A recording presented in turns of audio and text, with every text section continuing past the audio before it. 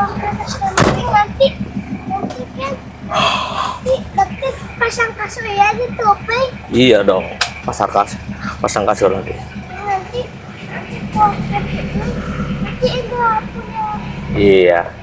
Halo, assalamualaikum warahmatullahi wabarakatuh. Om Swastiastu, Sampurasun teman-teman.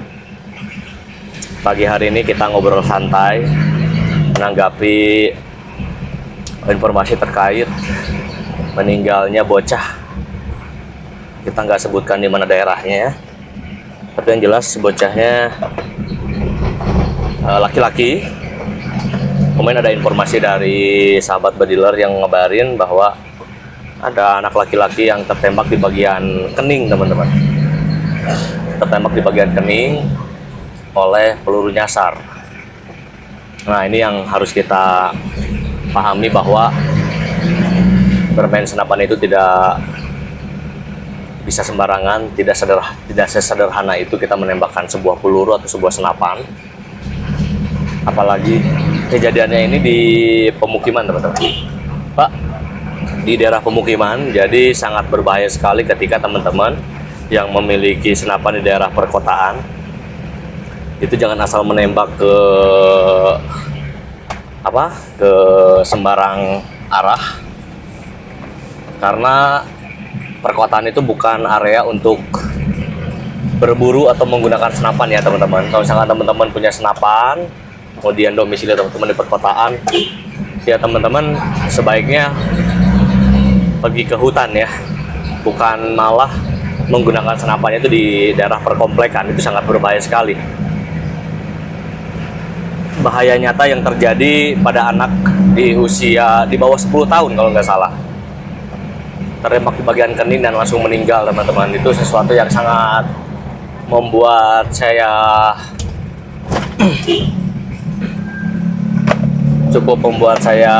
kaget juga, karena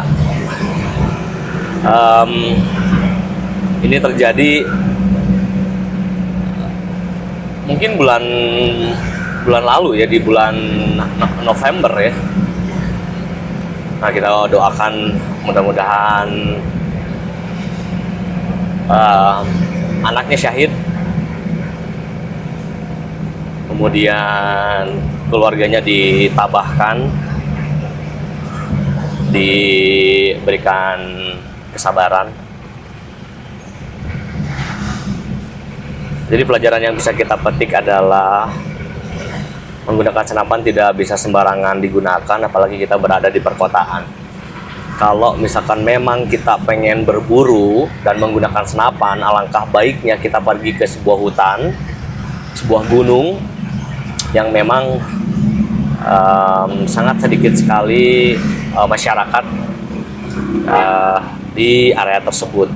Tapi teman-teman juga harus sadar bahwa di daerah pegunungan, di daerah hutan itu masih saja banyak masyarakat yang menggantungkan hidup lewat alam, seperti mencari rumput, kemudian menanam menanam sayuran dan lain-lain. Kita juga harus berhati-hati ketika berada di dalam hutan. Jadi nggak bisa sembarangan menembak, apalagi ini di dalam perkotaan, di sebuah komplek gitu ya. Ini sangat berbahaya. Jadi praktek-praktek seperti kita menembak di sebuah komplek, cari musang, cari burung, itu sebetulnya sering terjadi, teman-teman. Cuman memang kita nggak sadar bahwa ancaman keselamatan warga setempat kita nggak perhatikan. Apalagi yang namanya senapan kan kita tidak tahu ya teknis unitnya itu bakal seperti apa. Kadang kan unit ada yang error, atau manusianya yang error, atau human error. Jadi kita nggak bisa tuh sembarangan menembak kalau misalkan kita tidak mengetahui lokasi tersebut. Ini bisa jadi pembelajaran buat kita semua, teman-teman. Ini bisa menjadi pembelajaran untuk kita semua, biar kita bisa lebih waspada, bisa lebih hati-hati lagi, apalagi di jangkauan keluarga atau anak-anak di bawah umur. Jadi ini murni kesalahan si manusianya. Ini murni kesalahan si bediler. Mudah-mudahan kita bisa mengambil pelajaran ini. Apa sih? Oh, enggak, ini hidup tuh. Oh, hidup ya? Oke teman-teman, aku selalu mengedukasi sama teman-teman di rumah menggunakan senapan itu. Kalau bisa ketika di rumah itu kita punya area khusus atau ruangan khusus untuk kita bermesraan dengan unit kita sendiri. Harus jauh dari jangkauan keluarga, terutama istri, anak-anak. Nah kalau misalkan anak kita gangguin kita saat main senapan, sebaiknya sih senapannya ditinggalkan terlebih dahulu, jangan dimainkan ya, karena itu bahayanya nyata teman-teman. Jangan sampai kita kaduhung ya, menyesal. Ketembak. Apa? Jangan sampai ketembak, sayang, betul. Tuh anak aku aja udah tahu bahaya senapan, jangan sampai ketembak. Aku selalu, meskipun aku memang concern banget setiap hari megang senapan, mengurus senapan. Ketika anak pengen main, aku tinggalkan senapan dulu. Jadi tidak menjadikan senapan ini bagian dari permainan anak-anak, tidak bisa. Apalagi usia anak ada yang 5 tahun, 7 tahun, itu kan belum bisa ini ya, belum bisa kita libatkan di dunia senapan angin, apalagi di kelas berburu. Banyak kejadian, tidak hanya ini saja, banyak anak-anak yang selalu menjadi korban dari hobi kita yang satu ini. Mudah-mudahan kita bisa sadar dan teringatkan dengan kejadian ini. Mudah-mudahan ke depan tidak ada kejadian seperti ini teman-teman. Kita harus sadar, kita udah dewasa, kita mau menggunakan senapan ini berarti kita udah siap dengan tanggung jawab yang harus kita pegang teman-teman. Kalau misalkan sekiranya kita nggak bisa bertanggung jawab, terus kita nggak bisa, ya angkut motor sayang ya, nggak bisa tanggung jawab, kitanya juga cuek dengan keselamatan dalam menggunakan senapan, sekiranya jangan dulu menggunakan senapan lah ya.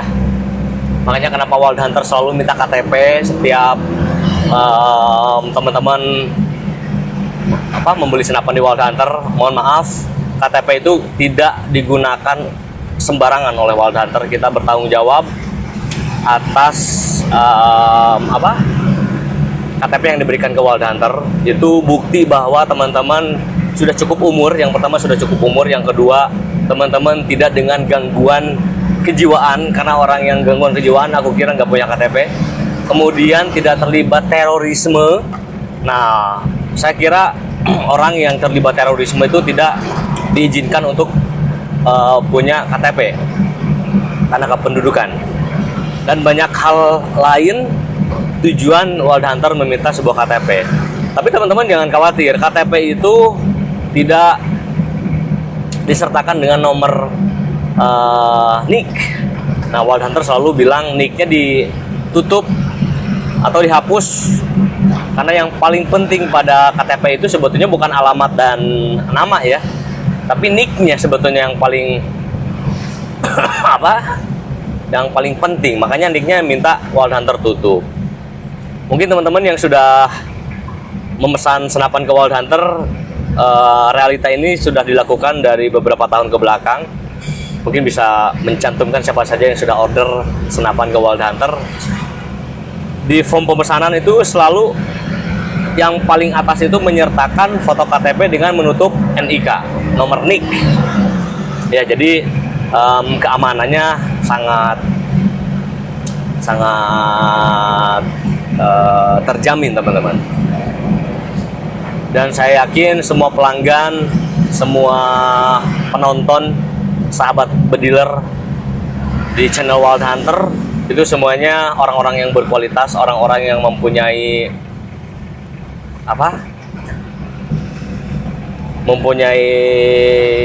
kesadaran yang luar biasa, punya pribadi yang baik dan kedewasaan yang cukup buat menggunakan senapan dari Wild Hunter. Segitu aja teman-teman, mudah-mudahan video ini bisa menjadi teguran buat kita semua para bediler di seluruh Indonesia, agar kita bisa lebih sayang lagi sama keluarga kita, sayang lagi sama hobi kita, dan bisa menjaga keamanan masyarakat di sekitar kita agar tidak terjadi hal-hal yang seperti ini lagi. Terima kasih teman-teman sudah menonton video ini, ngobrol santai yang harus bisa kita renungkan, bahwa ini harus menjadi catatan yang penting buat kita sebagai bediler di Indonesia. Terima kasih, saya Cipta Hermanto undur diri, not wal, not hunter. Boom!